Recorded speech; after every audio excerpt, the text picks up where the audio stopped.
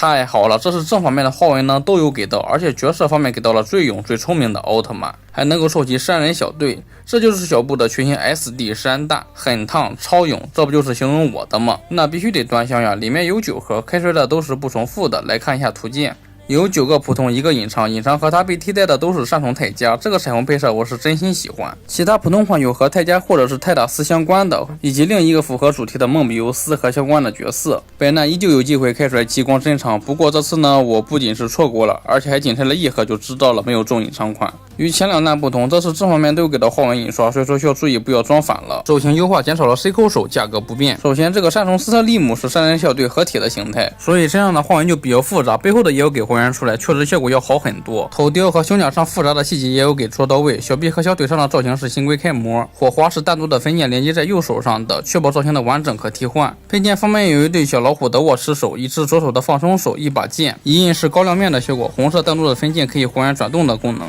而3人小队在第1弹给过泰迦了，另外3个这弹都有给到，3人小队是4个，这是常识，大家没有异议吧？其中泰达斯是我这一弹最满意的角色，可以看到浑身绝大部分零件都有给到新规开模，还原出了肌肉猛男的造型，这样看着都不像是积木人了，而且新规零件的造型也不错，身上装甲的银印分色有用到和闪耀 S 一样的更接近于金属色的金色，更出众的腰部能隐约看到肌肉的细节，腿部更不用说了，肌肉的线条相当的 nice。配件给到了5个分件组合而成的特效键，动态的效果还可以，连接方式为替换掉手型，个头不小。风马的造型就比较简单了，除了头胸以外就是肩甲和小臂甲是新规造型，比起另外2个是长得更加的传统，没有什么亮点，除了更为精致的眼睛的切割纹路，也是有给还原出来的。配件是旋转的手里剑特效键，在中间能够看到火花和手里剑的细节，装载的话需要替换掉火花分件。梦幻第4人是一个伊基斯队员，看火花就知道是谁，对比之前的胜利队队员，头雕这次3转2次元画风明显要进步了很多，至少能够让我觉得挺帅了，背后有印刷队名，腰胯部没有新规的细节，显得是有断层感，下半身倒是给到新规造型了，可以看到大腿有不少的褶子细节，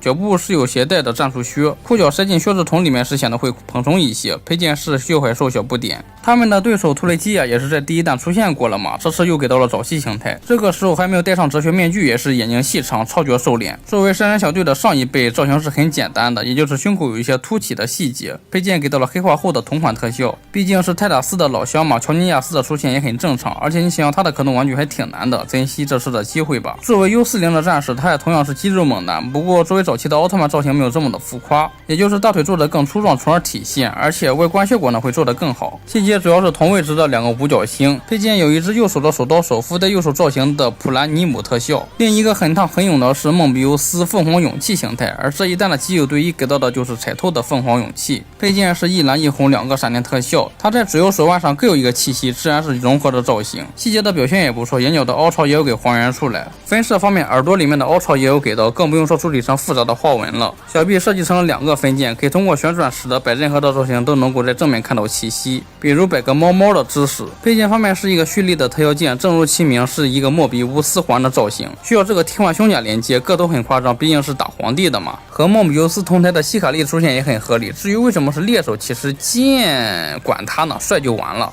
一开始还以为是偷懒不用做眼睛了，结果拼完之后才发现这浑身的细节呢极其的复杂，这铠甲制作起来可要比眼睛要费劲多了。胯部也是新规开模，所以说有一定的还原度。小臂装甲是单独的分件，配件就是光线特效键，上面有涂装。最后还有一个反派扎拉布，一看就知道是救贝利亚的那一个，因为他手上拿的是基因释放枪。作为早在60年前就登场的反派，造型呢并不复杂，但是细节挺多的，正反面都有给到。胳膊关节手型都是新规的，下半身是乔尼亚斯同款的粗壮版，下面还穿着小手鞋。武器配件的造型挺复杂，而且呢很小的细节也有给还原出来。总之这一弹能文能武，很适合中高考玩的玩家，就图个吉利嘛。而且最聪明的2个奥特曼呢都有给你，就是好的给的坏形态，坏的给的好形态。